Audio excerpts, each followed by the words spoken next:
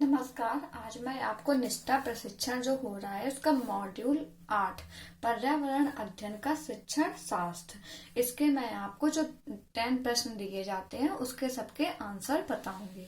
ठीक है। पहला प्रश्न है, निम्नलिखित में से कौन सा कथन पाठचर्या संबंधी अपेक्षाओं और सीखने के प्रतिफलों के बारे में सही है। इसमें बताना है कौन सा कथन सही है। ठीक है। अब देखिएगा, पाठचर्या संबंधी अपेक्षाओं और सीखने के प्रतिफलों के बीच कोई संबंध नहीं है। प्रत्येक कक्षा के लिए पाठचर्या अपेक्षाएं अलग होती हैं। प्रत्येक कक्षा के लिए सीखने के प्रतिफल अलग होते हैं। सीखने के प्रतिफल पाठचर्या अपेक्षाओं को हासिल करने में मदद करेगा। ठीक है। इसमें जो है वो थर्ड वाला आंसर सही है। प्रत्येक कक्षा के लिए सीखने के प्रतिफल अलग होते हैं। जो प्रत्येक कक्षा है, हर कक्षा में क्या होंगे, सीखने अलग अलग तरह से बच्चे सीखेंगे, तो इसका ये वाला आंसर, थर्ड वाला आंसर सही। प्रत्येक कक्षा के लिए सीखने के प्रतिफल अलग होते हैं। ठीक है। अब नेक्स्ट क्वेश्चन कौन सा है, कक्षा 1 और 2 में पर्यावरण अध्ययन। ठीक है। किसी भी तरह से नहीं पढ़ाया जाता है, पढ़ाना संभव नहीं है, भाषा और गणित के साथ पढ़ाया जाता है। तो इसमें क्या है, भाषा और गणित के साथ पढ़ाया जाता है। ठीक है। इसका ये वाला आंसर सही है, भाषा और गणित के साथ पढ़ाया जाता है।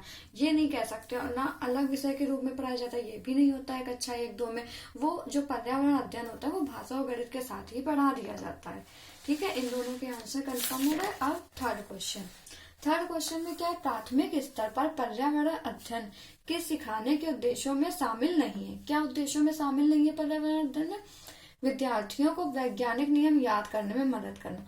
हम लोगों को हमेशा ये बताया जाता है कोई चीज को याद नहीं करना होता, उसको करके सीखना होता, उसका अभ्यास करना होता, ना कि किसी चीज को रटना होता। तो इसका ये वाला आंसर बिल्कुल सही होगा कि विद्यार्थी को वैज्ञानिक नियम याद करने में मदद करना ये बिल्कुल भी शामिल नहीं होता है। ठीक है। अब फोर्थ क्वेश्चन कौन सा, फोर्थ क्वेश्चन में है, विभिन्न मापदंडों के लिए विद्यार्थियों की सीखने की प्रगति और उनके स्तरों का पता लगाने के लिए निम्नलिखित विकल्पों में से कौन सा सबसे उपयुक्त है। ठीक है। तो इसमें क्या है, मापदंडों के लिए विद्यार्थियों की सीखने की प्रगति है। अब वो कैसे सीख रहे हैं, कितनी प्रगति हुई है उनकी, तो कौन सा सही है, मौखिक परीक्षा लेना, उनकी वर्कशीट प्रिपेयर कराना, लिखित परीक्षा लेना की रूपरेखा, मापदंडों का सेट। तो इसमें क्या, उनका मापदंडों का सेट बना लेंगे, तो ये सबसे सही और उपयुक्त विकल्प है। तो आपका इसमें रूपरेखा बिल्कुल सही है। ठीक है। इसके बाद नेक्स्ट क्वेश्चन है आपका, पर्यावरण को सुरक्षित रखने वाले 3 आर कौन से हैं। अब पर्यावरण बहुत ज्यादा गंदा होता जा रहा है, तो उसको सुरक्षित और अच्छा बनाए रखने के लिए 3 आर हैं। वो हम लोग की बुक में अधिकतर दिया होता है, रिड्यूस, मतलब कि हम लोग जो वेस्टेज चीजें हैं उनको कम यूज करें। ठीक है। रीयूज, और जो भी चीजें उनको पुनः उपयोग करने में लाएं। फिर रिसाइकिल, पुनः चक्रित करना। तो ये 3 आर हैं जो हम लोगों को पर्यावरण को सुरक्षित रखने में बहुत ज्यादा मदद करते हैं। ठीक है। इसके बाद निम्नलिखित में से कौन सा पर्यावरण अध्ययन शिक्षण अधिगम के अनुरूप नहीं है। अब शिक्षण अधिगम के कौन सा अनुरूप नहीं है। प्रत्येक बच्चे को प्रश्न पूछने का अधिकार है, बिल्कुल है। प्रत्येक बच्चा अपने तरीके से अद्वितीय है, बिल्कुल है। प्रत्येक बच्चा अपनी पाठचर्या का सृजन करता है, ठीक है। प्रत्येक बच्चा अपने ज्ञान का सर्जन स्वयं करता है, तो ये वाला भी सही है। तो इसमें कौन सा आंसर टिक करना है कि जो अनुरूप नहीं है वो थर्ड आंसर है, प्रत्येक बच्चा अपनी पाठचर्या का सृजन करता है। ये जो आंसर है वो इस वाले आंसर में टिक करना है, ये अनुरूप नहीं है। ये आपके 6 क्वेश्चन हो गए।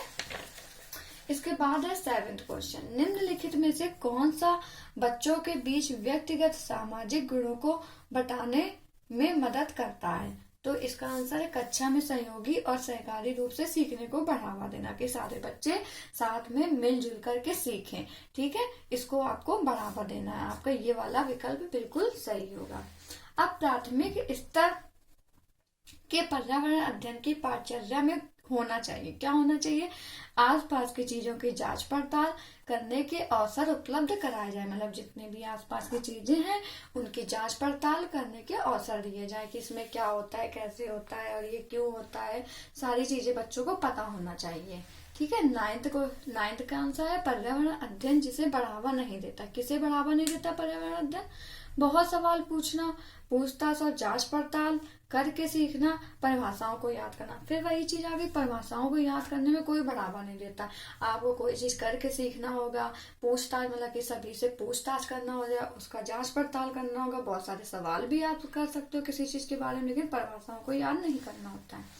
राष्ट्रीय पाठचर्या की रूपरेखा के अनुसार पर्यावरण अध्ययन के लिए कौन सा वाक्यांश सही है? तो इसका आंसर पर्यावरण अध्ययन की प्रकृति अंतर विषयक है। नमस्कार दोस्तों, आपके सारे 10 आंसर बिल्कुल सही हैं। ठीक है।